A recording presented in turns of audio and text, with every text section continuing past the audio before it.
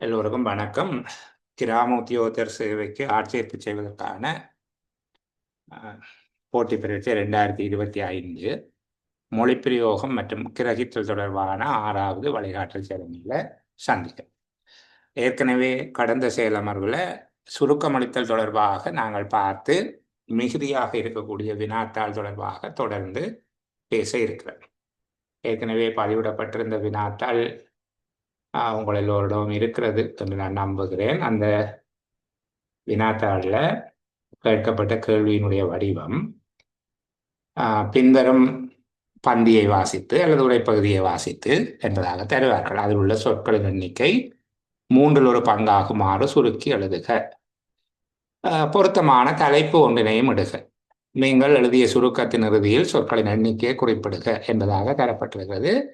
உண்மையிலே இது மிக குறைந்த நேரத்தில் செய்யப்பட வேண்டிய ஒரு பயிற்சி. நாங்கள் இதை தப்பும் தவறுமாக, மிகச்சரியாக அல்ல, உண்மையில தப்பும் தவறுமாக செய்து அதில் இருந்து நிறைய பாடங்களை கற்றுக்கொள்வதன் மூலமாக மிகவும் சரியான ஒரு சுருக்கத்தை குறைந்த நேரத்தில் எழுதுவதற்கு பயிற்சி செய்யக்கூடியவர்களாக இருப்போம்.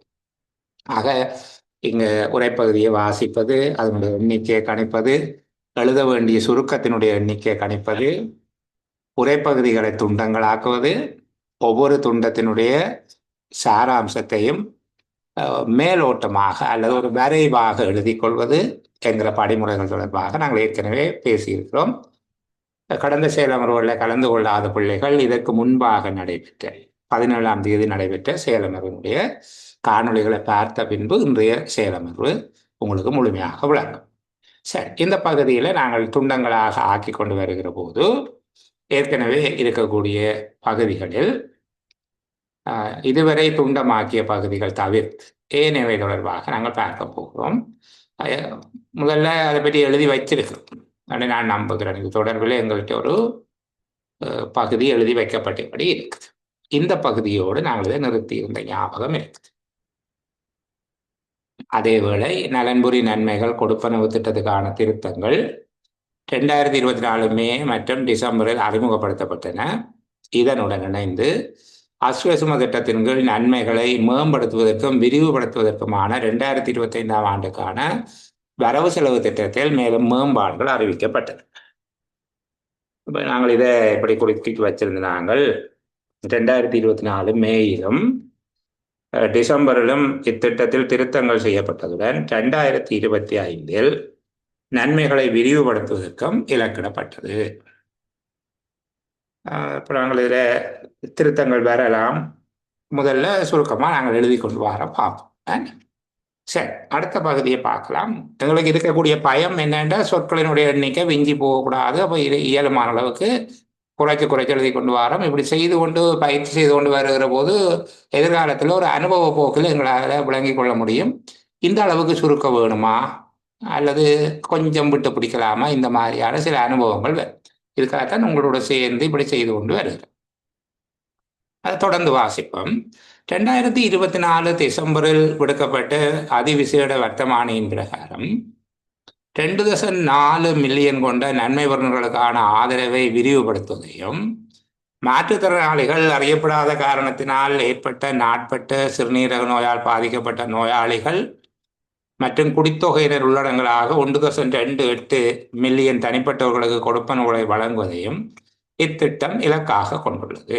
இப்போ மேலே அந்த விரிவுபடுத்தப்பட்ட தொடர்பான இன்னும் ஒரு விளக்கத்தை, இன்னொரு விடயத்தை சொல்லுகிறார். 2024 மேயிலும் டிசம்பரிலும் திருத்தங்கள் அறிமுகப்படுத்தப்பட்டது மேலே சொன்னவர். இங்கே சொல்கிறார் 2024 டிசம்பர் அதிவிசேட வர்த்தமானியின் மூலமாக நன்மை பெறுபவர்களுடைய எண்ணிக்கை அதிகரிப்பதை இந்த திட்டம் இலக்காக கொண்டிருந்தது. என்ன, 2024 டிசம்பரில் அதிவிசேட வர்த்தமானி அறிவித்தலின் மூலம் அல்ல அதிவிசேட வர்த்தமானியின் பிரகாரம் நன்மை பெறுநர் ஆதரவை விரிவுபடுத்துவதை, நன்மை பெறுநர்கள் என்பதற்குள்ள நோயாளர்கள், முதிர்ந்த குடித்தொகையினர் எல்லாருமே வருவார்கள் என்பதை அடிப்படையாக வைத்துக் கொண்டு நன்மை பெறுநர்களின் ஆதரவு அல்லது நன்மை பெறுநர்களுக்கான கொடுப்பனவு எண்ணிக்கையை விரிவுபடுத்துவதை விரிவுபடுத்துவதற்கு திட்டமிடப்பட்டது என்பதாக குறித்துக்கொள்ளேன். இப்போ 12 அடுத்தது 1 2 3 4 துண்டு எழுதி வச்சிருக்கிறோம். இது 5வது துண்டாக எழுதுகிறோம். 2024 டிசம்பரில் 2024 டிசம்பரில் அதிவிசேட வர்த்தமானியின் பிரகாரம் அதிவிசேட வர்த்தமானியின் பிரகாரம் இதுல மாற்றுத்திறனாளிகள் இப்படி எல்லாம் சொல்லப்பட்டிருக்கு. நாங்கள் மேற்குறிப்பிட்ட எழுதுவோம். மேல நாங்கள் சொல்லி போட்டோம் தானே, மேற்குறிப்பிட்ட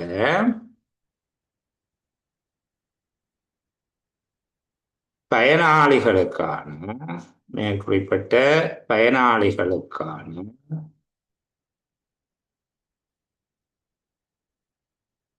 நன்மையினை அல்லது மேற்குறிப்பிட்ட பயனாளிகளின் எண்ணிக்கையினை என்று போடுவோம். மேற்குறிப்பிட்ட பயனாளிகளின் எண்ணிக்கையினை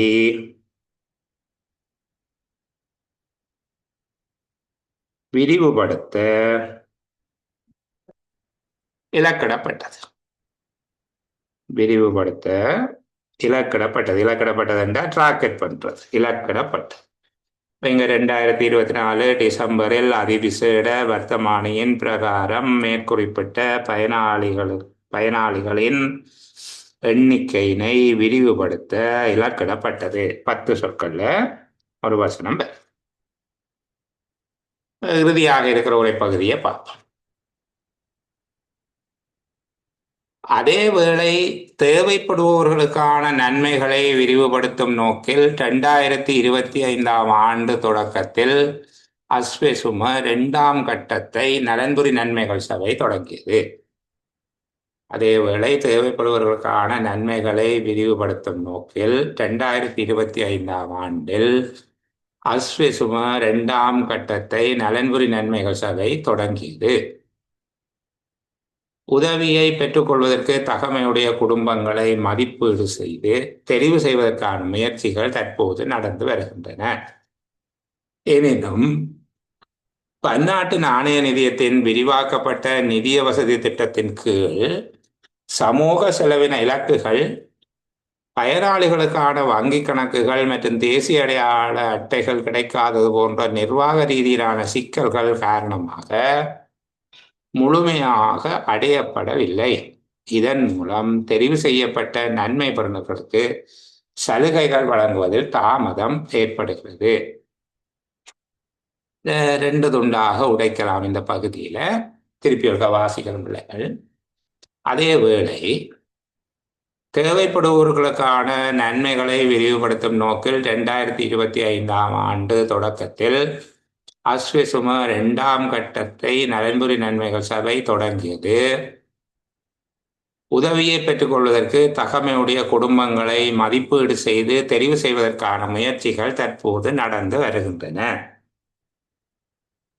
இல்ல மேலே இருக்கிற துண்டத்துக்கு யார் எனக்கு பதில் சொல்ல போகிற பிள்ளை ஒரு ஆள் ஒரு சாராம்சம் சொல்லுங்க.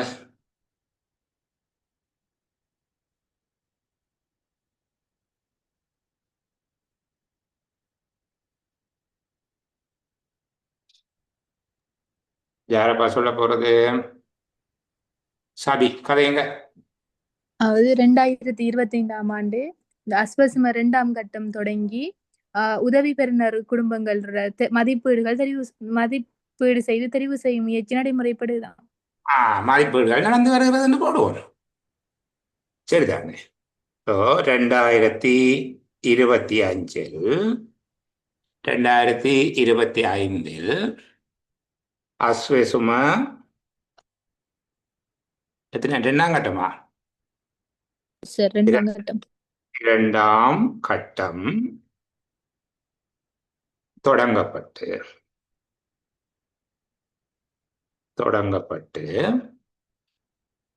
தகமையுடைய குடும்பங்கள் தெரிவு செய்வதற்கான அல்ல தகமையுடைய குடும்பங்களின் தெரிவு நடைபெற்று வருகிறது. தகமையுடைய குடும்பங்களின்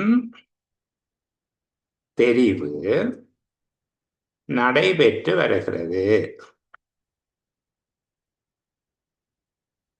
2025 அஸ்வெசும திட்டத்தின் இரண்டாம் 2025 அஸ்வெசும இரண்டாம் கட்டம் தொடங்கப்பட்டு தகமையுடைய குடும்பங்களின் தெரிவு நடைபெற்று வருகிறது. அதுவும் 10 சொற்கள்ல வந்திருக்கு. சரி, எனினும் இந்த எனினும் அன்று தொடங்கைக்கு ஏதோ ஒரு பிரச்சனை சொல்ல போறேன். ஒரு நல்ல விஷயத்தை சொல்லி போட்டு என்றாலும் என்று சொன்னா என்ன நடக்கும்? ஏதோ ஒரு பிரச்சனை உண்டு செய்ய போறேன் என்று சொல்லி விளக்குது. எனினும் பன்னாட்டு நாணய நிதியத்தின் விரிவாக்கப்பட்ட நிதிய வசதி திட்டத்தின் கீழ் சமூக செலவின இலக்குகள், பயனாளிகளுக்கான வங்கி கணக்குகள் மற்றும் தேசிய அடையாள அட்டைகள் கிடைக்காதது போன்ற நிர்வாக ரீதியிலான சிக்கல்கள் காரணமாக முழுமையாக அடையப்படவில்லை. இதன் மூலம் தெரிவு செய்யப்பட்ட நன்மை பெறுநர்களுக்கு சலுகைகள் வழங்குவதில் தாமதம் ஏற்படுகிறது. சொல்லுங்க, என்ன நடக்குதா? யார் சொல்றது? ரேவதி, பேசுங்க. நிர்வாக ரீதியிலான சிக்கல்கள் காரணமாக தெரிவு செய்யப்பட்ட நன்மை பெறுநர்களுக்கு சலுகைகள் வழங்குறதுல தாமதம் ஏற்படுகிறது. எப்ப தெரிவு செய்யப்பட்ட ஆட்களுக்கு? என்ன சார்? எப்ப தெரிவு செய்யப்பட்ட ஆட்களுக்கு? 2ஆம் கட்டத்துல தெரிவு செஞ்சேன்னு நம்ம ஆல்ரெடி சொல்லிட்டோம். இதுல என்னத்தால இந்த பிரச்சனை வருதுன்னு சொல்றீங்க? நிர்வாக ரீதியிலான சிக்கல்கள் காரணமாக. நிர்வாக ரீதியான சிக்கல்கள் காரணமாக, வேற ஒன்றும் இல்லையா? ஃபாஜியா ஃபசியா அவங்க மேக்கவுண்ட் பண்ணியிருந்தாங்க, போயிட்டாங்கப்பா. சரி, ரேவதி சொல்லுங்க. நிர்வாக ரீதியான சிக்கல்கள் மட்டும்தானா எங்க காரணமா சொல்லப்பட்டிருக்கு?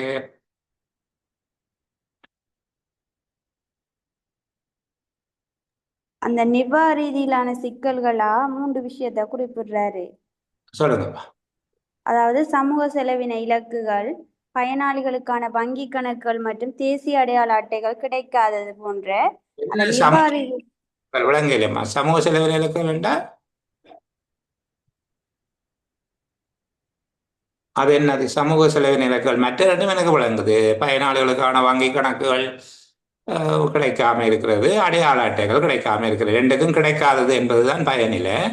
பயனாளிகளுக்கான வங்கி கணக்குகள் மற்றும் தேசிய அடையாள அட்டைகள் கிடைக்காதது போன்ற நிர்வாக ரீதியான சிக்கல்கள் போன்ற ரெண்டு வாரபடியே நாங்கள் நிர்வாக ரீதியான சிக்கல் எடுக்கலாம். இன்னும் முன்னுக்கு சமூக செலவின இலக்குகள்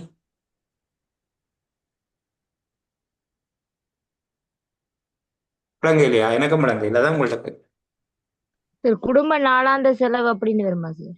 சுபத்ரா சொல்லுங்க.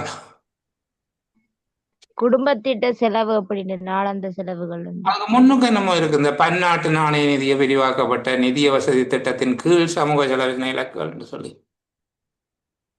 அது என்னது சபி? அது அந்த வெளிநாட்டு பேங்க் அதில் பத்தி சொல்ற பன்னாட்டு சர்வதேச, அது என்னது? சர்வதேச நாணய நிதியம். சர்வதேச நாணய நிதியம் என்ன சொன்னது? குடும்ப செலவுகளை கட்டுப்படுத்த சொல்லியோ? என்ன விளங்கல? அது என்ன சுபத்ரா? நீங்க தான் சொன்னீங்க குடும்ப வெளிநாடுகள்ல இருந்து வருகின்ற சார் அந்த பணங்கள் சார். அது என்ன விரிவாக்கப்பட்ட நிதிய வசதி திட்டம் வேண்டா?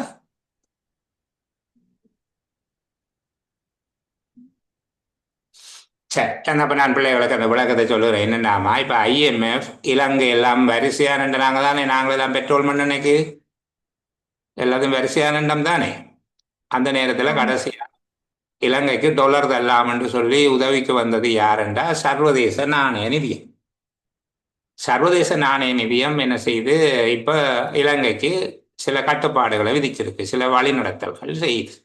நீங்கள் இது செய்யுங்கோ, இது செய்யக்கூடாது. உதாரணத்துக்கு வரியை கூட்ட வேணும், வருமான வரியை கூட்ட வேணும், வேலை வாய்ப்பை குறைக்க வேணும், அரசு சேவையில பெருமளவாக சும்மா இருக்கணும், அனாவசியமாக அரசியல் நோக்கங்களுக்காக ஆட்சேர்ப்பு செய்யக்கூடாது. அது மாதிரி இந்த நிவாரணங்களையும் சும்மா கொடுக்கக்கூடாது. இலங்கையின் நிவாரண திட்டங்கள் உண்மையில பயனளிப்பவே அல்ல. சமுர்த்தியில 15 வருஷமா சமுர்த்தி எடுக்கிறவர் தொடர்ந்து எடுத்துக்கொண்டிருக்கிறார் என்றால் சமுர்த்தி அவரை வறுமையில இருந்து விடுவிக்க இல்லை தானே. சமுர்த்தியை 15 வருஷமா அவரை தொடர்ந்து எடுத்துக்கொண்டிருக்கிறார் என்றால் அது இந்த கருத்து என்ன? அந்த சமுர்த்தி அவரை வறுமையில இருந்து விடுவிக்க. வறுமையிலிருந்து உண்மையாக விடுவிச்சிருந்தால் அவர் ஒரு 5 வருஷம் சமுர்த்தி எடுத்து முடிய அவரே கொண்டு வந்து விதானையார்கிட்டயோ சமுர்த்தி ஆஃபீஸர்கிட்ட தன்னிட எல்லா பொருளையும் கொடுத்துட்டு இந்த காட்டு எல்லாத்தையும் கொடுத்துட்டு அப்படிங்கோ உங்களோட உதவியால் நான் முன்னேறிட்டேன், இப்போ நான் ஒரு குடும்பத்துக்கு நிவாரணம் கொடுக்கக்கூடிய ஆளா வந்துட்டேன், எனக்கு உதவி தேவையில்லை என்று சொல்ல வேண்டும். அதுதான் ஒரு சமூக நலன்புரி திட்டத்தினுடைய உண்மையான வெற்றியாக இருக்கும். ஆனால் இப்ப 15 வருஷம் முடிஞ்சதுக்கு பிறகும் சமுர்த்தியை நிப்பாட்டினா உண்ணாவிரதம் இருக்கிறாங்க. ரெண்டா என்ன கருத்து? அந்த சமுர்த்தி அவர்களுடைய வறுமையை இல்லாமல் போக்க இல்லை. அது பெட்ரோல் அடிக்க மட்டும் ஓடும், பெட்ரோல் முடிய நின்று பண்ண மாதிரி வந்துட்டு. அப்ப சர்வதேச நாணய நிதியம் என்ன செய்திருக்குது? சமூக செலவினத்துக்கு ஒரு எல்லையை கொடுத்துருக்கு, இலக்குன்ற ட்ராக்கெட். இதுக்கு மேல போயிடும். இந்த நிவாரணம் கொடுக்குற இந்த மாதிரியான நடவடிக்கைகளுக்கு அரசாங்கம் ஒரு வருஷத்துல தன் வருமானத்தின் இவ்வளவு தான் செலவிடலாம். இதை நாங்கள் சொல்லணும், சர்வதேச நாணய நிதியத்தின் கட்டுப்பாடுகள், சர்வதேச நாணய நிதியத்தின் கட்டுப்பாடுகள். விரிவாக்கப்பட்ட நிதிய வசதி திட்டம் என்பது சர்வதேச நாணய நிதியம் இலங்கைக்கு வழங்குகிற உதவிக்கான பெயர். விரிவாக்கப்பட்ட நிதிய வசதி திட்டம் என்றால் இலங்கைக்கு வழங்குகிற நிதியுதவி. நிதியுதவியின் கீழான சர்வதேச நாணய நிதியத்தின் நிதியுதவி சார்ந்த கட்டுப்பாடுகள். சரிதானே? அந்த கடன் கொடுக்கலையே அது இடைக்கிட 3 மாதத்துக்கு ஒருக்கா வந்து பார்த்துட்டு போறாங்க. மீளாய்வு குழு சொன்னபடிதான் செய்கிறாங்களா, அந்த குழப்படி விடுறாங்களான்னு சொல்லி பார்த்துட்டு போறாங்க. அப்ப அதுக்கு ஏற்றபடியாக இலங்கை செய்ய வேண்டி இருக்கு, கண்டபடி கொடுக்க இல்லாம இருக்குது. சரி, அப்ப இந்த பகுதியை நாங்கள் ஒரு வசனமாக எழுதி கொள்வதா இருந்த விஷயம் என்ன நடந்திருக்குன்னா, இங்க 2 சர்வதேச நாணய நிதியத்தின் நிதிய வசதி திட்டத்தின் கீழான கட்டுப்பாடுகள், சர்வதேச நாணய நிதியத்தினால் விதிக்கப்பட்ட சமூக செலவின கட்டுப்பாடுகள் என்று சொல்ல. சரிதானே? அடுத்தது நிர்வாக ரீதியான சிக்கல்கள் காரணமாக தெரிவு செய்யப்பட்ட பயனாளிகளுக்கு உதவிகள் வழங்குவதில் தாமதம் ஏற்படுகிறது. இப்ப நான் அந்த பகுதியை இப்படி எழுதி கொள்வேன். சர்வதேச நாணய நிதியத்தின்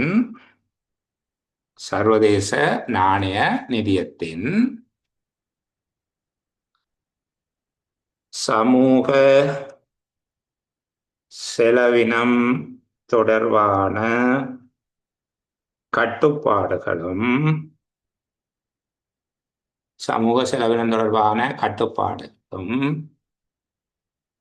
நிர்வாக ரீதியான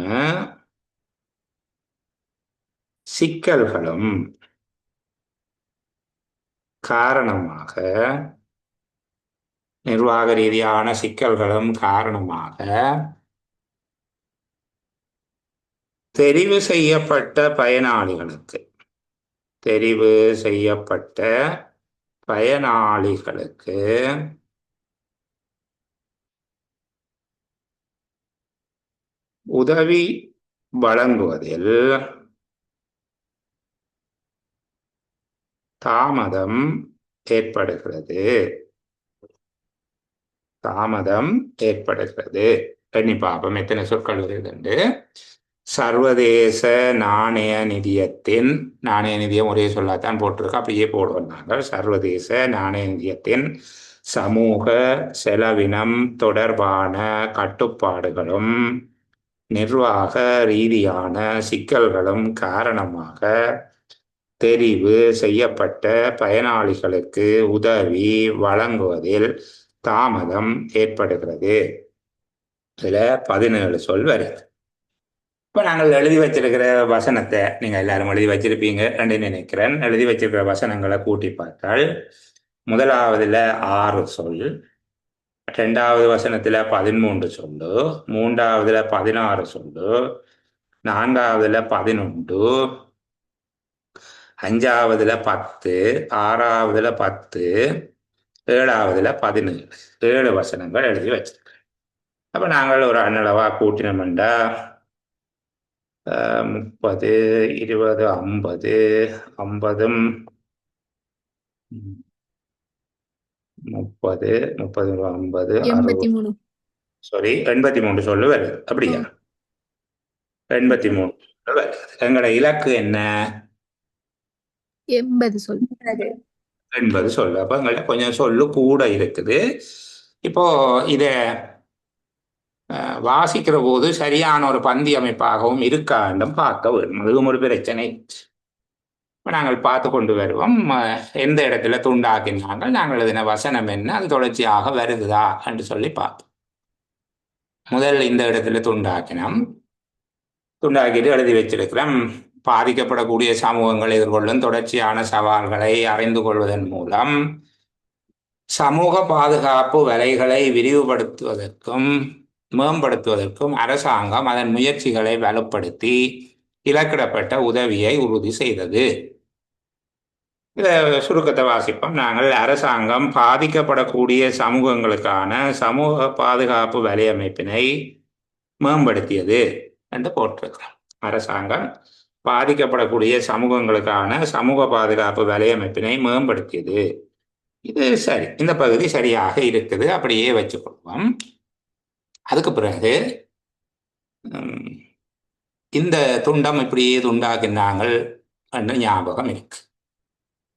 இம்முயற்சிகளின்படி நலன்புரி நன்மைகள் சபையின் கீழ் 2023 ஜூலையில் தொடங்கப்பட்ட அஸ்வசும நலன்புரி நன்மை திட்டமானது மிகவும் வறுமையான மற்றும் பாதிக்கப்படக்கூடிய மற்றும் நடுத்தர என்று வகைப்படுத்தப்பட்ட குறைந்தளவான வருமானத்தை ஈட்டக்கூடிய குடும்பங்களுக்கு நிதியியல் உதவியினை தொடர்ந்தும் வழங்கிய அதே வேளை மாற்றுத்திறனாளிகள், அறியப்படாத காரணத்தினால் ஏற்பட்ட நாட்பட்ட சிறுநீரக நோயால் பாதிக்கப்பட்ட நோயாளிகள் மற்றும் வயதான குடித்தொகையினர் ஆகியோருக்கும் தனிப்பட்ட கொடுப்பனவுகளை வழங்கியது.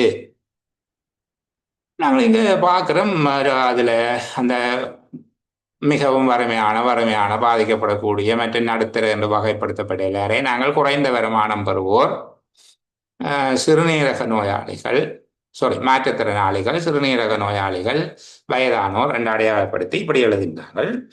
2023 அஸ்வசும திட்டத்தினால் குறைந்த வருமானமுள்ள குடும்பங்கள், மாற்றுத்திறனாளிகள், சிறுநீரக நோயாளிகள் மற்றும் முதியோருக்கு கொடுப்பனவுகள் வழங்கப்பட்டன. இந்த மேல் பந்தியோடு சேர்த்து வாசிக்கிற போது இந்த பந்தி ஒட்டுற மாதிரியாக இருக்கா பாருங்க. அரசாங்கம் பாதிக்கப்படக்கூடிய சமூகங்களுக்கான சமூக பாதுகாப்பு வலையமைப்பினை மேம்படுத்தியது. 2023 அஸ்வசும திட்டத்தினால் குறைந்த வருமானம் உள்ள குடும்பங்கள், மாற்றுத்திறனாளிகள், சிறுநீரக நோயாளிகள் மற்றும் முதியோருக்கு கொடுப்பனவுகள் வழங்கப்பட்டன. இந்த முதல் வசனத்தோட இந்த வசனம் சேருதா? இல்ல. அப்ப என்ன செய்யணும்? அந்த மேம்படுத்தியதோடு இங்க பாத்தீங்கன்னா இதிலே அவர் இப்படி ஒரு சொக்கட் ஒன்று போட்டு தான் இந்த வசனத்தை எழுதி இருக்கு. இம்முயற்சிகளின்படி என்று, அதாவது அரசாங்கம் வலையமைப்பை மேம்படுத்தியது, இந்த முயற்சிகளின்படி என்று அதோட தொடர்புபடுத்துவதற்கு சொக்கட்டா இம்முயற்சிகளின்படி என்று போட்டிருந்தது. நாங்கள் அதை விட்டு துண்டா எழுதிவிட்டோம். ஜாயிண்ட் ஆகல. பாத்தீங்களோ? ஜாயிண்ட் ஆகல இல்ல. என்ன பிள்ளைகள் விளங்காட? அப்போ 2023 மேல 2023 என்று சொல்றது இதன் கீழ் என்று சொல்ல போடுவோம். இதன் கீழ் 2023 அல்லது இதன்படி 2023 அந்த மாதிரி ஒரு சொல்ல போடத்தான் விளங்குதா பிள்ளைகள்? சொல்லுங்க. இத மேம்படுத்தியதோடு என்று சேர்த்து அப்படி எழுதுகிறதா? இதம்மா இல்ல, மேம்படுத்தியது. அந்த மேம்படுத்தினதான் என்ன மாதிரி என்ன அடுத்தடுத்த பந்தி எல்லாம் சொல்றீங்க. மேம்படுத்தியதோடு என்று எழுதுவீங்கன்னா மேம்படுத்தியது வேற, இது வேறையா போயிடும். சரி சார். அவர்களுக்கு நிதி உதவி வழங்கியதோடு உணவு என்று சொல்லி எழுதினா பரவாயில்லை. இது நிதியுதவி வழங்கினது தான் கீழே வழங்கப்படுத்தலாம். அந்த வழங்கியதோடு என்றால் அது வேற, இனி சொல்ல போறது வேறையா போயிடும். விளங்குதா? அந்த இடத்துல என்ன பிழைக்குது அந்த பிள்ளைகள்? சார். வழங்கியதோடு என்று எழுதினோம் என்றால் ஒன்று வசனமன் நீளம், மற்றது அது வேற இது வேறையா போயிடும். இப்ப இதை குறிச்சு கொள்வோமா? இதன்படி இப்ப கவனிங்க, 83,000 சொல்லு 84க்கு வந்துட்டுதான் கவனம் குறிச்சு கொள்றேன் நாங்க. இதன்படி என்று எழுத ஏற்கனவே 83 என்றது இப்ப எத்தனைக்கு வந்துட்டு 84. பதினாலு. அது பார்ப்போம். ஆனா இதை தவிர்க்க இயலாது. சரியா? அதுக்கு பிறகு பாருங்க, 2024ஆம் ஆண்டில் இத்திட்டமானது நிலுவை கொடுப்பனவுகள் உள்ளடங்கலாக ரூபா அந்த கொடுப்பனவு பில்லியன் கொண்ட பகிர்ந்தளிப்புகளை நாளாவிய ரீதியில் உள்ள 1.8 மில்லியன் நன்மை பெறும் குடும்பங்களுக்கு வழங்கியது.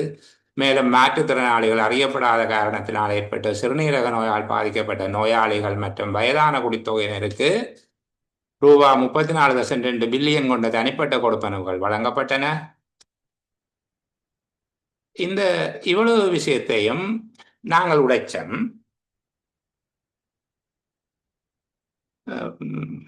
மேலே சொன்னப்பட்டாக்கள்லாம் அப்படியே செய்யணும் வழங்கப்பட்டன.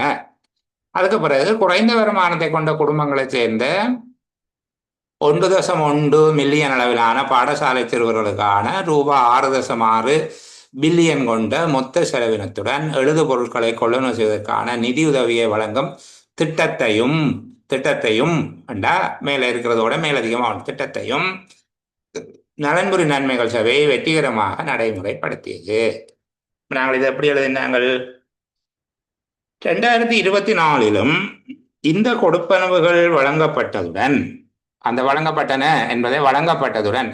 கொடுப்பனவுகளை பற்றி நாங்கள் திருப்பி விளங்கப்படுத்துகிறோம். சிறுநீரக நோயாளி, மாற்றுத்திறனாளி, முதியோர், வருமானம் குறைஞ்சோர் எல்லாம் எழுதியில. 2024 இந்த கொடுப்பனவுகள் வழங்கப்பட்டதுடன் குறைந்த வருமானம் கொண்ட குடும்பத்தை சேர்ந்த சிறுவர்களுக்கு எழுதுபொருட்களுக்கான நிதியுதவியும் வழங்கப்பட்டது.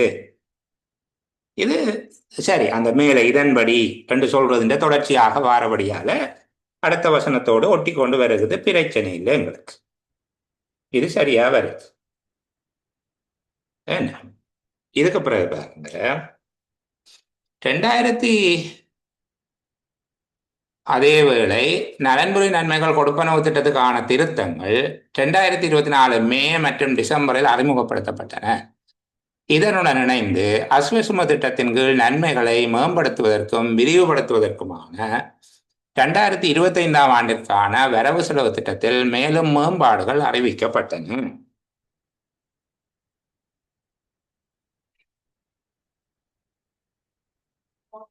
இந்த பகுதிக்கு ஒரு வசனம் எழுதினாங்க. 2024 மேயிலும் டிசம்பரிலும் இத்திட்டத்தில் திருத்தங்கள் செய்யப்பட்டதுடன் 2025 நன்மைகளை விரிவுபடுத்துவதற்கும் இலக்கிடப்பட்டது. எங்க இது இலக்கிடப்பட்டது?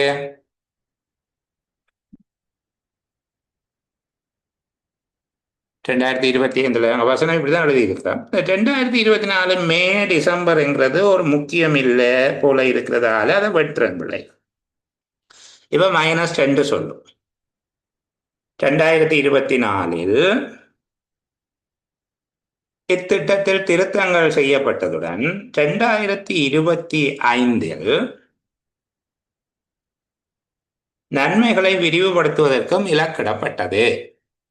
2025 நன்மைகளை விரிவுபடுத்துவதற்கு இலக்கிடப்பட்டது என்று எழுதுறோம். 2 சொற்களை குறைக்கக்கூடிய இருக்கு. இது ஒரு முக்கியமான விஷயத்தை கையை விடுற மாதிரி ஒரு ஃபீலிங் வருது. பிள்ளைகள் யாராவது அப்படி உணர்றீங்களோ அந்த இடத்தை நான் பார்ப்போம். அதே மாதிரி நீங்க நினைக்கிறீங்களா?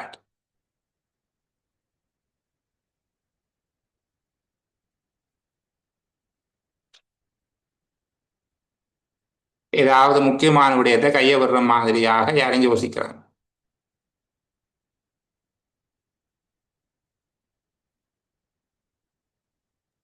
சார் 2024 திருத்தம் செய்யப்பட்டுன்னு சொல்லாம சார், திருத்தம் செய்யப்பட்டு சொல்லி போட்டு சொல்லலாம் தானே சார்? இல்லாட்டி இந்த 2024ஆம் ஆண்டு போடாம திருத்தம் செய்யப்பட்டு 2025ஆம் ஆண்டு போட்டோம். இல்ல என்னன்னா ஒவ்வொரு வருஷமும் ஏற்பட்ட முன்னேற்றத்தை சொல்லி கொண்டு வாரீங்க. மேல 2023 என்ன நடந்ததுன்னு சொல்றீங்க, 2024 என்ன நடந்ததுன்னு சொல்றீங்க, அடுத்த பந்தியில 2025 என்ன நடந்ததுன்னு சொல்றீங்க. இது ஒரு படிமுறையாக ஒவ்வொரு ஆண்டும் நடந்த விடயத்தை விளங்கப்படுத்துறதால 2024 போடுறது தான் நல்லது. போடாவிட்டால் இன்னும் பெரிய பிள்ளை என்று நான் சொல்ல இல்லை. ஆனால் இந்த பந்தியை வாசிக்கிற போது வேறங்க 2023 நடந்தது, 2024 நடந்தது, 2025 நடந்தது என்று ஒவ்வொரு ஆண்டும் ஆண்டுதோறும் ஏற்படுகிற வளர்ச்சியை பேசுவது இந்த உரைப்பகுதியின் நோக்கமாக இருக்கு. அப்ப நாங்களும் அந்த ஃப்ளோல போறது நல்லது. 2024 ஒரு சொல்லுதானே அது இருந்தா நல்லது. நான் ஏதோ குறையிற மாதிரி இருக்குதா என்று சொல்லி கேட்டேன். ஏதோ ஒன்று குறையிற மாதிரி தெரியுதா பிள்ளைகளுக்கு? சார் அந்த எந்த திட்டத்துல திருத்தம் வந்துச்சுங்கிறது ஒரு இல்லாதமை இல்லையா? கொடுப்பனவு திட்டத்துக்கான திருத்தங்கள் உண்டு. அது வராதா? இல்ல, நான் இத்திட்டத்தில் என்று சொன்ன மேல சொல்லி கொண்டு வாரம் தானே அந்த கொடுக்கப்பட்ட திட்டங்கள். அப்ப எழுதிக்க 2024 இத்திட்டத்தில் திருத்தங்கள் செய்யப்பட்டதுடன் என்று தானே எழுதுறேன். தொடர்ச்சியா தானே எழுதி கொண்டு வாரம். மேல சொல்லப்பட்ட திட்டங்களை சொல்லிட்டு இத்திட்டத்தில் திருத்தம் செய்யப்பட்டது, அது விடுபடையில வேற சபி வேற ஒன்று விடுறமா பாருங்க. சார் இந்த ம். ஃபெஸ்ட்டுக்கே வந்து நம்ம 2024ன்னு சொல்லித்தானே இருக்கிறோம். அப்ப ஓ, திருப்பி ஆண்டு போடணுமா? 2024 இந்த கொடுப்பனவுகள் வழங்கப்பட்டதோடு வருமானத்தை கொண்ட குடும்பத்தை குறைந்த வருமானம் கொண்ட குடும்பங்கள் வழங்கப்பட்டது. இத்திட்டத்தில் திருத்தங்கள் செய்யப்பட்டதுடன் அந்த 2024 என்று வாரபடியால் அது தவிர்த்தா பரவாயில்லை போல. சரி, இப்போதைக்கு அது இருக்கட்டும். அந்த வரவு செலவு திட்டத்துல மேலும் மேம்பாடு அறிவிக்க வரவு செலவு திட்டத்தினால் சரிதானே, அதுதான் நான் யோசிச்சது, தவற விடுறோம் என்று சொல்லி 2024 இத்திட்டத்தில் திருத்தங்கள் செய்யப்பட்டதுடன் வரவு செலவு திட்டத்தினால் அல்லது 2025 நன்மைகளை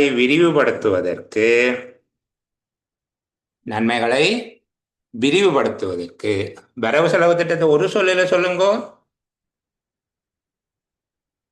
பாதீடு. பாதீட்டின் மூலம் இலக்கிடப்பட்டது. சரியா? ஒரு இடத்தை தவற விடுறோம். இப்ப எங்களுக்கு 2 பட்டி நாங்கள் அப்படி இல்லை, 2 சொல்லு திருப்பி வந்துடுது மேலும் டிசம்பர்லும் என்பது பாதீட்டின் மூலம். ஆனால் அது முக்கியமான விஷயம் பிள்ளைகள், அதை தவிர்க்க முடியாது. சரிதானே? பாதீட்டின் மூலம் நன்மைகளை விரிவுபடுத்துவதற்கு இலக்கிடப்பட்டது. 2025 நன்மைகளை விரிவுபடுத்துவதற்கு பாதீட்டின் மூலம் இலக்கிடப்பட்டதுனாலும் சரி, அல்லது பாதீட்டின் மூலம் நன்மைகளை விரிவுபடுத்துவதற்கு இலக்கிடப்பட்டது என்று எழுதினாலும் சரி. இப்போ அது 2024 நடந்த 2 விஷயங்கள். ஒன்று திருத்தம், அடுத்தது 2025ஆம் ஆண்டுக்கான பட்ஜெட் எப்போ வரும்? 2024. இப்போ 2025 விரிவுபடுத்துவதற்கு பாதீட்டின் மூலம் விரிவுபடுத்துவதற்கு இலக்கிடப்பட்டது. நான் அந்த வசனத்தை திருப்பி வாசிக்கிறேன். 2024 இத்திட்டத்தில் திருத்தங்கள் செய்யப்பட்டதுடன் நன்மைகளை விரிவுபடுத்துவதற்கும் 2025 பாதீட்டின் மூலம் இலக்கிடப்பட்டது. 2025 பாதீட்டின் மூலம் இலக்கிடப்பட்டது. 2024 திட்டத்தில் திருத்தங்கள் செய்யப்பட்டதுடன் நன்மைகளை விரிவுபடுத்துவதற்கும் 2025 பாதீட்டின் மூலம் இலக்கிடப்பட்டது. இப்ப விளங்குது அந்த இடையில ஒரு லைனை நாங்கள் இப்படி வெட்டியெல்லாம் திருத்துறதுக்காக வசதிக்காகத்தான் இதை விடுறோம். சரியா? அடுத்த பகுதியை 2024 டிசம்பரில் விடுக்கப்பட்ட அதிவிசேட வர்த்தமானியின் பிரகாரம் 2024 மில்லியன் கொண்ட நன்மை பெறுநர்களுக்கான ஆதரவை விரிவுபடுத்துவதையும் மாற்றுத்திறனாளிகள் அறியப்படாத காரணத்தினால் ஏற்பட்ட நாட்பட்ட சிறுநீரக நோயால் பாதிக்கப்பட்ட நோயாளிகள் மற்றும் வயதான குடித்தொகையினர உள்ளடங்கலாக 1.28 மில்லியன் தனிப்பட்டவர்களுக்கு கொடுப்பனவுகளை வழங்குவதையும் இத்திட்டம் இலக்காக கொண்டிடப்பட்டது. இந்த திருப்பி 2024 தேவையில்லை. பிள்ளைகளை ஏற்கனவே சொன்னது போல டிசம்பரில் என்று தொடங்கினால் நல்லது. டிசம்பரில் அதிவிசேட வர்த்தமானியின் பிரகாரம் மேற்குறிப்பிட்ட பயனாளிகள் எண்ணிக்கை விரிவுபடுத்த இலக்கிடப்பட்டது. இதில் பெரிய மாற்றம் செய்யக்கூடியதா இல்லை, ஒரு சொல்லும் மிச்சம் பிடிக்கலாம். 2024 வெட்டினாலும் பொருள் மாறாது. 2024 என்று தொடங்கி பாதீட்டின் மூலம் இலக்கிடப்பட்டது. டிசம்பரில் அதிவிசேட வர்த்தமானியின் மூலம், அல்ல அதை விட்டாலும் பரவாயில்லை, அந்த டிசம்பர்லையும் விட்டுட்டு அதிவிசேட வர்த்தமானியின் பிரகாரம் மேற்குறிப்பிட்ட பயனாளிகளின் எண்ணிக்கையினை விரிவுபடுத்த இலக்கிடப்பட்டது. சரியா? அதை அப்படியே வச்சுக்கொள்ளும். பிறகு சொல்லுங்கம்மா. எனக்கு நீண்டா இந்த இலக்கிடப்பட்டது 2 இடத்த வருது, அதை விட்டு போட்டு ஒத்திரையா சேர்த்து எழுதிடலாதா சார்? இதம்மா விரிவுபடுத்துவதற்கும் 2025 பாதீட்டின் மூலம் இலக்கிடப்பட்டது. அதை ஓ அங்கேயும் வருது கீழ் திருப்பி அந்த 2024ஆம் ஆண்டுல தான் அந்த திருப்பி இலக்கிடப்பட்டது ஒரு வருதுவா? மேலே பார்த்தால் இதில் விரிவுபடுத்துவதற்கு திட்டமிடப்பட்டது. அதிவிசேட வர்த்தமானியின் பிரகாரம் மேற்குறிப்பிட்ட பயனாளிகளின் எண்ணிக்கை விரிவுபடுத்த இலக்கிடப்பட்டதை வேற மாதிரி மாற்றீங்களா? ஒரே சொல்லு வருதுன்னு சொல்லி அப்படியா? ஓ சார் திருப்பி வர மாதிரி இருக்கேன். அதை தவிர்ப்போம் பார்ப்போம். அதிவிசேட வர்த்தமானியின் பிரகாரம் அதிவிசேட வர்த்தமானியினால் அதிவிசேட வர்த்தமானியினால் அந்த பிரகாரத்தை பெற்றேன். அதிவிசேட வர்த்தமானியினால் மேற்குறிப்பிட்ட பயனாளிகள் எண்ணிக்கை விரிவுபடுத்த என்னென்று எழுதுவோம்? உத்தேசிக்கப்பட்டதுன்னு போடுவோம். தீர்மானிச்சதானே இலக்கட ராக்கெட் பண்ணது எதிர்பார்க்கப்பட்டது ரெண்டு சொல்ல வரும். அதான் உத்தேசிக்கப்பட்டது ஒரே சொல்ல. எதிர்பார்க்கப்பட்டது உத்தேசிக்கப்பட்டு போடுவோம்.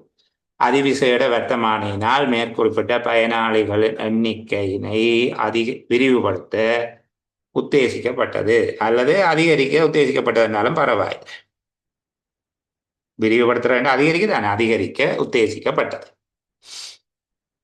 2025 அஸ்வசும 2ஆம் கட்ட தொடங்கப்பட்டு தகமையுடைய குடும்பங்களின் தெரிவு நடைபெற்று வருகிறது.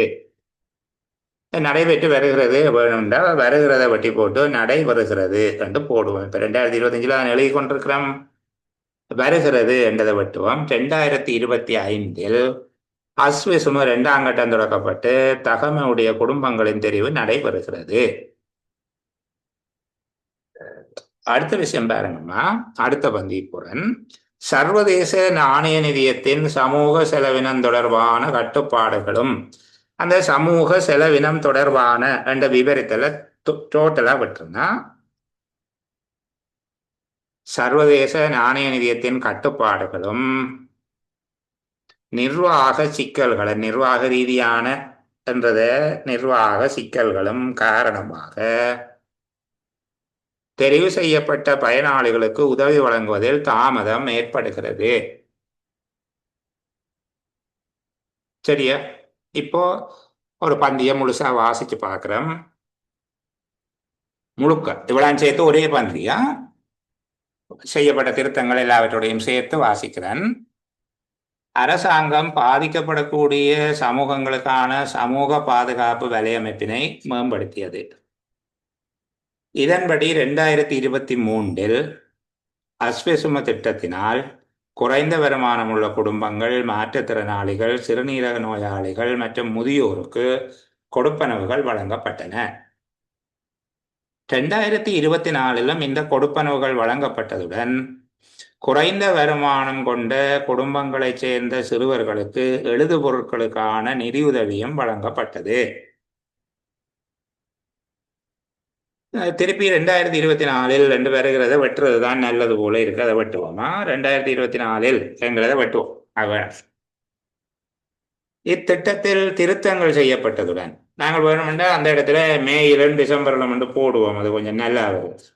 மேயிலும் டிசம்பரிலும் என்றால் 2024 எழுவாய் முன்னுக்கு நிற்குது, செட்டா வரும். மேலும் டிசம்பரிலும் இத்திட்டத்தில் திருத்தங்கள் செய்யப்பட்டதுடன் 2025 பாதீட்டின் மூலம் நன்மைகளை விரிவுபடுத்துவதற்கும் இலக்கிடப்பட்டது. மேலும் டிசம்பரிலும் இத்திட்டத்தில் திருத்தங்கள் செய்யப்பட்டதுடன் 2025 பாதீட்டின் மூலம் நன்மைகளை விரிவுபடுத்துவதற்கும் இலக்கிடப்பட்டது. அதிவிசேட வர்த்தமானியினால் மேற்குறிப்பிட்ட பயனாளிகளின் எண்ணிக்கையை அதிகரிக்க உத்தேசிக்கப்பட்டது. அதிவிசேட வர்த்தமானியினால் மேற்குறிப்பிட்ட பயனாளிகள் எண்ணிக்கையினை அதிகரிக்க இங்க வர்த்தமானி அவர்களை சேர்க்கிறதுக்குரிய வழிமுறைகளைத்தான் சொன்னது. இந்த உத்தேசிக்கப்பட்டது என்கிறத இன்னொரு விதமாக வழி ஏற்பட்டது என்று எழுதினால், அதாவது ஒரு பாதை தான் அதை ஏற்படுத்துறதுக்கு அது நல்லா வருது பார்ப்போம். அதிவிசேட வர்த்தமானியினால் மேற்குறிப்பிட்ட பயனாளிகளின் எண்ணிக்கையினை அதிகரிக்க வழி ஏற்பட்டது. அதுக்கு பிறகு 2025 பற்றி எழுதுகிறோம். எல்லாம் ஒரே பந்தி தான், பந்திகள் பிரிக்கக்கூடாது.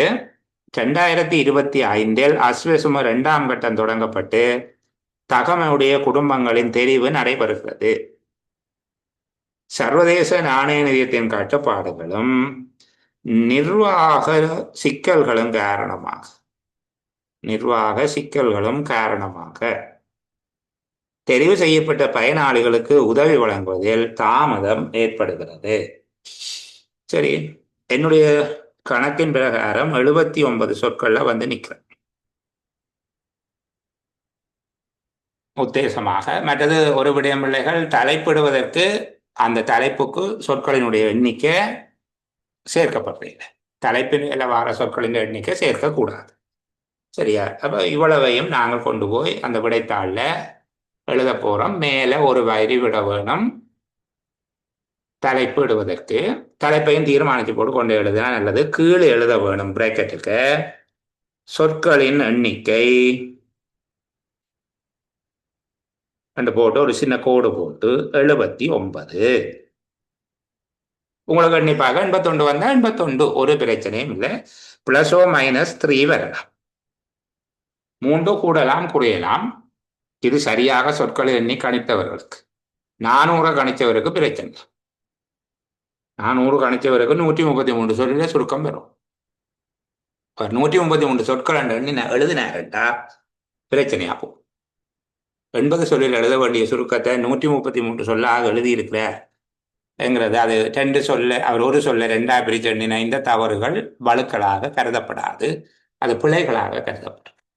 கவனமாய் இந்த எண்ணி கணிப்பிடுவதில் கவனமாக இருக்க வேணும். நாங்கள் இன்னும் ஒரு பயிற்சி, இந்த மாதிரியான பயிற்சியை செய்ய வேண்டிய தேவை ஒன்று இருக்குது, அவசியம் செய்யும். சரி, இதுக்கு என்ன தலைப்பிடலாம் பிள்ளைகள் சொல்லுங்க. இதுக்கு தலைப்பு இடக்கூடும்.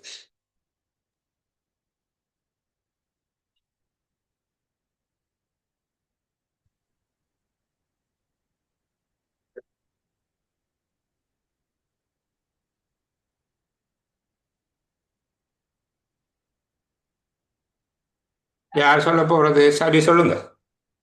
ஓ சார், நான் என்ன போடணும்டா, சமூக மேம்பாட்டின் அரசின் பங்களிப்புகள். சமூக மேம்பாட்டில் அரசின் பங்களிப்புகள், அது அரசின் பங்களிப்பு பற்றி தான் சொல்லுது. அது சரி. எப்ப இதை பற்றி சொல்லுது? சமூக மேம்பாடுங்கிறது பெரிய புரோடான ஏரியாமா. சமூக மேம்பாடுன்றது கல்வி, சுகாதார, மருத்துவ வசதி, போசாக்கு, சட்டம் ஒழுங்கு, இந்த மாதிரி எல்லா விஷயமும் சேர்ந்து தான் ஒரு சமூக அபிவிருத்தி வரும். கலாச்சாரம், பண்பாடு எல்லாம் சேர்ந்து. இங்க எந்த பகுதி சொல்லப்படுது? இங்க அந்த மக்களோட வறுமை, அதை பத்தி, பொருளாதாரம், வறுமை தணிப்பு திட்டங்கள் என்று சொல்லுவோமா? சமூக வறுமை தணிப்பு திட்டங்கள் தொடர்பாக. சரிதானே? வறுமை தணிப்பு திட்டங்களை யார் செய்கிறது? அரசு. இந்த வறுமை தணிப்பு திட்டம்ன்றது உண்மையாக பிள்ளைகள் வருமானம் கூடியவர்கள்ட்ட இருந்து வரி போன்றவற்றை அறவீடு செய்து அந்த கிடைக்கிற நிதியை கொண்டு குறைந்த வருமானம் பெறுபவர்கள் அல்லது பொருளாதார வசதியற்றவர்கள், அதாவது உழைப்பை பெற்றுக்கொள்ள முடியாதவர்கள் அல்லது குறைந்த உழைப்பை பெறுபவர்களுக்கு கூடிய வருமானம் பெறுபவர்களிடமிருந்து ஒரு பகுதியை அறவிட்டு, வரியாக அறவிட்டு இவர்களுக்கு கொடுக்கிற இது ஒரு வருமான மறுபங்கீடு என்று சொல்லுது, அல்லது வறுமை தணிப்பு. நாங்கள் ரொம்ப அட்வான்ஸாக வருமான மறுபங்கீடு எல்லாம் போக தேவையில்லை, ஆனால் வறுமை தணிப்பு. இப்ப வறுமை தணிப்பு தொடர்பாக என்ன சொல்லப்படுது? என்ன இதுக்குள்ள பேசியிருக்காங்க? அஸ்வசுமை பத்தி. இதுல நாங்க பார்த்து நாங்கள் சமூக பாதுகாப்பு வேலையமைப்புகள் அல்லது சமூக பாதுகாப்பு திட்டங்கள், வறுமை தணிப்பு திட்டமோ சமூக பாதுகாப்பு திட்டங்கள், அதுல பள்ளிக்கூட பிள்ளைகளுக்கு புத்தகம் கொடுத்தது அப்படியான எல்லாம் சொல்லி இருக்காங்க தானே. சரி, அப்போ நாங்கள் சமூக பாதுகாப்பு திட்டங்களின் என்னென்று சொல்லுவோம்?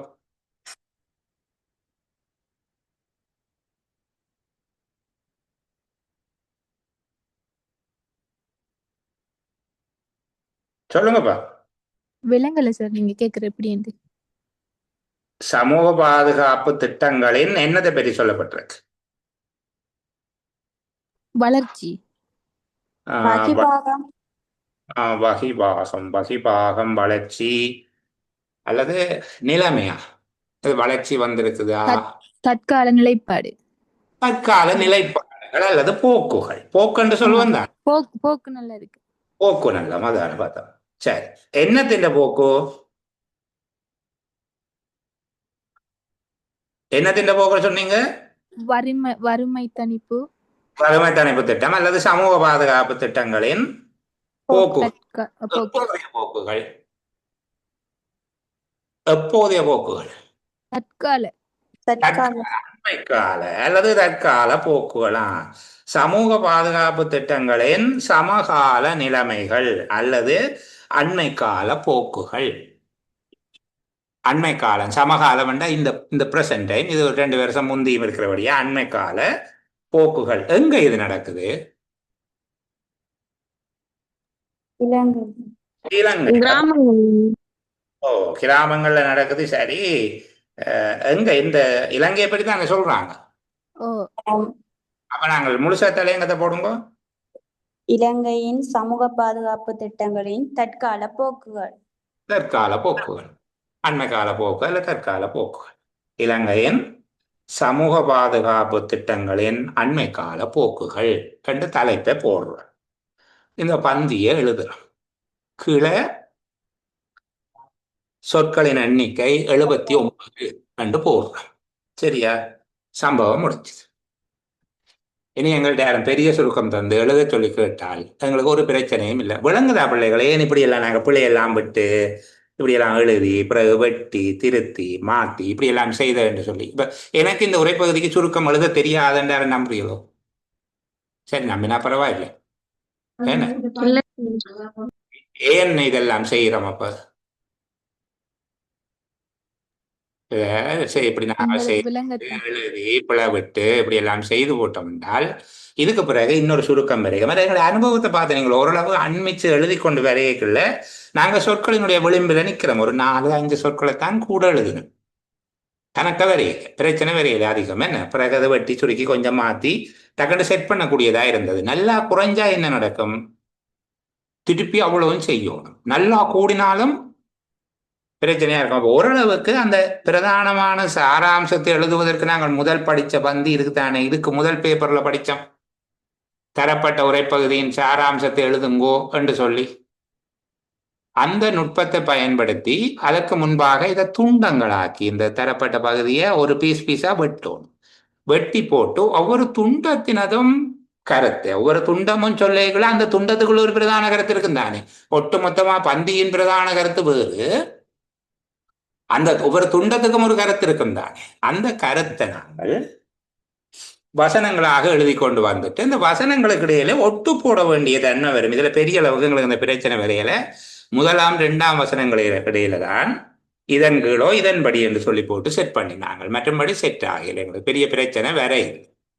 ஏனென்றால் அங்க சொல்லப்பட்டிருந்தது, நாங்கள் அதை கவனிக்கல. இம்முயற்சிகளின்படி என்று சொல்லி மேலே சொல்லப்பட்ட அந்த 3 லைனின் விவரம் தான் கீழே இருக்கிற விஷயம். சரிதானே? அது அரசாங்கம் பாதிக்கப்படக்கூடிய சமூகங்களுக்கான சமூக பாதுகாப்பு வலையமைப்பினை அண்மை காலத்தில் விரிவுபடுத்தி மேம்படுத்தி வருகிறது என்பதுதான் அது இந்த பந்தியில ஒட்டுமொத்தமாக இந்த பந்திகளில் சொல்லப்பட்ட கருத்து. இதை வச்சுக்கொண்டு ஒரு சுருக்கம் எழுதக்கூடிய இருந்தது. பிள்ளைகளுக்கு திருப்தியா இருந்த இந்த பகுதி விளங்கிச்சுதா? ஓம் சார் திருப்தி. சார் இதுல டோட்டலா எத்தனை சொல் வந்துச்சு? எத்தனை வந்தது? 79. எனக்கு 230 வந்துச்சு. அப்போ 80க்கு எழுதுனா அந்த 77 அப்படி எழுதுனா 230. இப்ப பிள்ளைகள் என்ன செய்றீங்கன்னா 2023 ஜூலையில் ஒரு சொல்லா எண்ணுகிற போதுதான் உங்களுக்கு 230 வருது. 145.6 பில்லியன் என்றத சில பேர் ஒரே சொல்லா என்றாங்க. இதை வேர்ட்ல போட்டு நான் காட்டினேன் தானே, உங்களுக்கு 240 சொல்ல வருது. தொட்டு இல்லை. நாங்கள் இன்னும் ஒரு பயிற்சி செய்கிற போது அந்த கணிப்பீட்டில் இருக்கிற குறை இதுதான் இங்க இருக்கிற 200க்கும் 400க்கும் இடையில இன்னைக்கு இருந்திருக்கு. 2 பேருக்கு தான் 240க்கும் 230க்கும் இடையில இருந்தது. இப்ப 230 சொல்ல எண்ணி கண்டுபிடிச்ச பிள்ளைக்கு மூன்றா பிரிக்கைக்குள்ள என்ன விட வருகிறது? 3 21 20 மிச்சம் 3 6 18 3 27 சாரி 3 21 6.99 போடுவோம். அப்ப நாங்கள் அவங்களுக்கு 77 சொல்லு வருகிறது. 231 வந்தால் 77. இப்ப இவங்க இது 79 எழுதுறதால பிரச்சனை வராது. ஏன்? மேல போக பிரச்சனை இல்லை, 3 சொல் வரைக்கும் கூடலாம்னு சொல்றோம். அப்ப 80 வரைக்கும் போனாலும் இவங்க 80 சொல்ல எழுதுகிற போது வாசிக்கிறவர் என்ன யோசிப்பார, பிள்ளை துல்லியமால இருக்குப்பா, சட்டியா 3 1 அவருக்கு சொற்களினுடைய எண்ணிக்கை கொடுக்கப்பட்டிருக்கு ரகசியமா விடத்தாள் வேர்ட்ல எண்ணி கொடுத்திருப்பாங்க எத்தனை சொற்கள் என்று சொல்லி. அநேகமா எம்எஸ் ஆஃபீஸ் வேர்ட்ல தான் எண்ணிப்பாங்க. இப்ப இங்க வேர்ட்ல எண்ணிக்கை 240 சொல் வருகுது. அதுல இருக்கிற பிரச்சனை எனக்கு விளங்குது. இப்போ 1.8 மில்லியன் என்று வருகிற இந்த சொல்ல 2ஆக எடுத்து எண்ணித்தான் இருக்கும். வேர்டு அப்படித்தான் எண்ணி இருக்கும். ஆனா பிள்ளைகள் என்ன செய்திருப்பீங்க? 1ஆக எடுத்து எண்ணி இருப்பீங்க. அப்படித்தான் எண்ணி இருப்பீங்க. 1.8 மில்லியன் 1. சரியா? 3.42 பில்லியன் இதெல்லாம் ஒரு சொல்லா எண்ணி இருப்பீங்க. எம்எஸ் ஆஃபீஸ் என்ன செய்திருக்கேன்? 2 சொல்லாக எண்ணி இருக்கும். அதுல தான் அந்த 10 சொற்கள் வேறுபாடு வருகிறது. உங்கள்ட்ட பெரிய குறை இல்லை பிள்ளைகள். இனி வருகிற நேரத்துல நாங்கள் இந்த புள்ளி விவரங்கள்ல திருப்பி இதை பயன்படுத்த போறது இல்லை தானே. பயன்படுத்தினா பரவாயில்லை, நாங்கள் திருப்பியும் இது ஒரு சொல்லாவே கணக்கு பண்ணுவோம். பெரும்பாலும் புள்ளி விவரங்கள் கருத்துல கொள்ளப்படுறது. ஆண்டு அங்கனே எழுதுவோம். சில வேளைகள்ல இந்த மில்லியன் பில்லியன் எல்லாம் எழுதவே மாட்டோம். அதான் அந்த 10 வேறுபாடு வந்தது. நீங்கள் அது உங்களுடைய பிள்ளையாக கருத தேவையில்லை. சரிதானே? அது கம்ப்யூட்டருக்கு அது இந்த யோசனை எல்லாம் இல்லை தானே. அது என்ன செய்யும்? 1 ஒரு சொல்லு மில்லியன் ஒரு சொல்லாக எடுத்து 240 காட்டினது. 230க்கும் 240க்கும் இடையில எண்ணிக்கை வந்தவர்கள் சரியா எண்ணி இருக்கிறீங்க. ஆனா 200 வந்தார்கள் திருந்த இடம் உண்டு. 400 வந்தவர்கள் மிக மோசமாக இடத்துல இருக்கிறீங்க. கடுமையா நீங்கள் திருந்த இடம் உண்டு. புரியுதா? சரி, சரிதானே பிள்ளைகள்? எது இருக்கா? சரி, நல்லது. அப்ப நான் இன்றைக்கு நேரத்துக்கு முடிக்கிறேன். உங்களுக்கு 8 மணிக்கு அப்ரோசர் வகுப்பு இருக்கும். அவருடைய லிங்க் போட்டு விடுறேன். 8 மணி வகுப்புல சேர்ந்து கொள்ளுங்க. திரும்ப ஒரு நல்ல பொழுதுல சந்திப்போம். Bye bye. Good night. Good night.